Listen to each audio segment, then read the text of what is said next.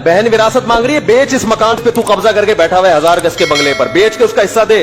दाढ़ी इतनी लंबी रखी हुई है, उम्रे हो रहे हैं, तुम्हारा हज हो रहा है, तूने बहन की विरासत कह रहे हैं। जब मकान बिकेगा, मकान तो 25 साल के बाद जाके बिकेगा, उस वक्त तो बहन बुढ़ी होकर मर चुकी होगी, उसको क्या फायदा होगा इस मकान से? नहीं। ऐसे ऐसे वाकयात सामने आते हैं, इंसान कानों में उंगलियां डाल लेता है कि भाई ये मत सुनाओ हमें। यतीम का माल खाना, कुरान कह रहे हैं आग के अंगारे हैं। बाप मर गया ना, यतीम बच्चा है, तो कुरान क्या कह रहे हैं? क्या खा रहे हो? आग के अंगारे। लोग खा रहे हैं कि नहीं खा रहे? बोलो ना। बहनों की विरासत, यतीमों की विरासत नहीं दे रहे। देखो, कुरान ने ना माली मामलात में बहुत वईदें बयान की हैं। मैंने देखा है लोग नमाज रोजे में किसी हद तक आ जाते हैं पैसों में, क्योंकि आखिरत को भूल गए। नमाज से दुनिया नहीं जाती ना। हमने बड़े बड़े दुनिया की मोहब्बत के मरीज, बड़े बड़े करप्ट लोग देखे रमजान के पूरे रोजे रखते हुए। हमने बड़े बड़े 2 नंबर 5 नमाजें पढ़ते हुए देखे, हज करते हुए देखे हैं।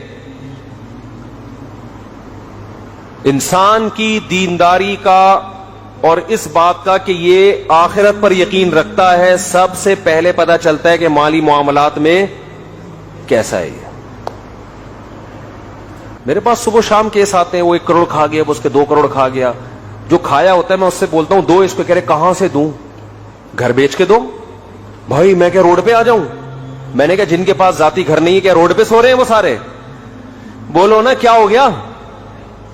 भाई किराए पे रहो ना। नहीं जी मैं कैसे घर बेचूं? घर क्यों बेचूं?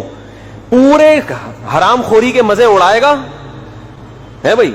घर भी अपना रहे, गाड़ी भी ना बिके, सब कुछ हो, और फिर इजाफी कोई तुक्का लग गया तो फला का कर्जा अदा कर दूंगा मैं। मकान बेच दे कर्जा फला का। मेरे छोटे छोटे बच्चे हैं, मेरे तो भाई छोटे छोटे बच्चे भी होते हैं, बड़े बड़े बच्चे भी होते हैं। ये तो हमेशा से हो रहे बच्चे, कभी छोटे होंगे, कभी बड़े होंगे, कभी मंझले होंगे, कभी नहीं भी होंगे, कभी होंगे। ये तो दुनिया का हिस्सा है। तो क्या आसमान से नया नाजिल हुआ है क्या तेरे छोटे छोटे बच्चे हैं? बच्चे तो पहले छोटे छोटे ही होते हैं, बड़े बड़े तो अचानक पैदा नहीं हो जाते। नहीं आ रही बात मेरा ख्याल है। बहन विरासत मांग रही है, बेच इस मकान को जिस पे तू कब्जा करके बैठा हुआ है 1000 गज के बंगले पर, बेच के उसका हिस्सा दे। अब दे तो तू तड़ाक पे आ गया हूं मैं। ये तमीज से समझाने वाली बातें है ही नहीं। दाढ़ी इतनी लंबी रखी हुई है, उम्रे हो रहे हैं, तुम्हारा हज हो रहा है, तूने बहन की विरासत कह रहे हैं। जब मकान बिकेगा, मकान तो 25 साल के बाद जाके बिकेगा, उस वक्त तो बहन बुढ़ी होकर मर चुकी होगी, उसको क्या फायदा होगा इस मकान से? नहीं जी अब्बा का मकान है, बेच दिया तो हम कहां जाएंगे? क्या जिन लोगों ने क्या किराए पे, मैं अभी तक अल्लाह का शुक्र है किराए पे रहता हूं, अभी तक मेरा जाती घर। हम जब 14 बच्चों के साथ किराए पे रह सकते हैं, तो तू 2 बच्चों के साथ, वो भी इतने से इतने से, इसमें तो दराज में आ जाएंगे। इसके लिए तो घर की भी जरूरत नहीं है। एक अलमारी खरीदो, उसमें रखो इसको। घर तो है ही नहीं आजकल। घर तो वो होता है जिसमें अफराद हो। नहीं आ रही मेरा ख्याल है बात। ऐसे ही ठीक है जैसे चल रहे हैं भाई। घर थोड़ी है ये जो एक आदमी को घर है, इसके लिए इतना टेंशन है यार। 2 बच्चों के लिए क्या टेंशन है? 2 बच्चों के लिए क्या टेंशन? एक बीवी है, 2 बच्चे हैं, इसके लिए तो अब किराए की भी जरूरत नहीं है भाई। तो पैसा दो, क्या करो?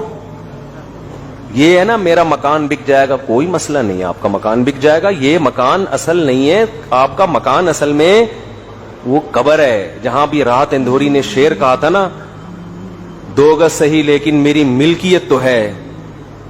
ए मौत तूने, क्या शेर है यार, ए मौत तूने मुझको जमींदार कर दिया। 2 गज सही लेकिन मेरी मिल्कियत तो है। ए मौत तूने मुझको जमींदार। जमींदार जब बनता है जब कब्र में जाता है, यहां से कोई नहीं निकालेगा।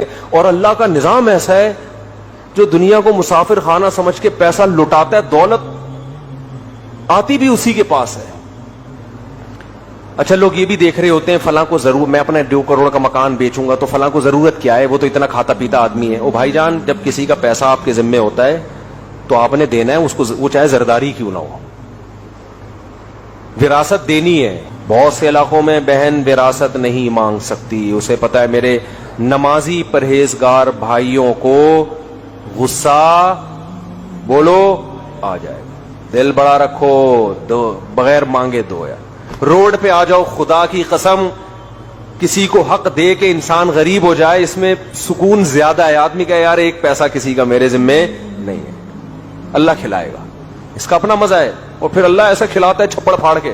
اللہ اور جو فرشتے ہیں نا, موت کا فرشتہ, وہ بھی ہم سے کہتا ہے بیٹا تو جتنے بھی جم کر لینا, جا کے ویڈیو, سوئمنگ, جم, گھوڑا سواری, شادیاں وادیاں, کب تک چھپے گا پیڑوں کی آڑ میں, کبھی تو ملے گا لنڈا بازار میں. اس لیے ہمارے علماء کہتے ہیں ہر وقت یہ تصور رکھو ابھی مر گیا تو کیا ہوگا.